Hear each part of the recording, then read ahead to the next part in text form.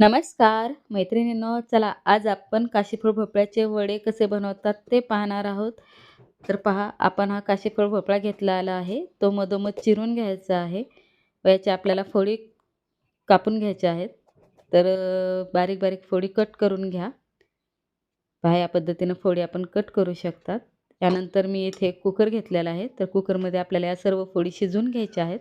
कुकरच्या एका शिट्टीमध्ये या सर्व फोडी शिजतात. पहा, आपल्या सर्व फोडी हे छान शिजलेल्या आहेत. तर आपण याला स्मॅश करून घेऊयात. तर पुरणाच्या चाळणीत आपण हे सर्व फोडी स्मॅश करणार आहोत. तर पुरणाच्या चाळणीत सोपं जातं हे स्मॅश करायला. पहा, या पद्धतीने सर्व फोडी आपण स्मॅश करून घेणार आहोत. तर यानंतर जो काशीफळ भोपळ्याचा गर राहतो ना, तर त्यात आपल्याला हे भगरीचं पीठ टाकायचं आहे. तर भगरीच्या पिठानंतर आपल्याला यात जिरा पावडर टाकायचं आहे. मिरचीचा ठेचा टाकायचा आहे. चवीपुरतं मीठ टाकायचं. चमच्याच्या सहाय्यानं आपल्याला एकत्र करून घ्यायचं हे सर्व. तर यानंतर आपण यात शाबूचं पीठ टाकणार आहोत. तर शाबूच्या पिठानं छान असं बाइंडिंग येतं. पहा, तर आपण यानंतर थोडंसं पाणी घेऊन हे सर्व पीठ छान असं घट्टसर मळून घ्यायचं आहे. तर पीठ मळल्यानंतर साधारणतः 10 मिनिट आपल्याला हे पीठ रेस्ट होण्यासाठी ठेवायचं आहे.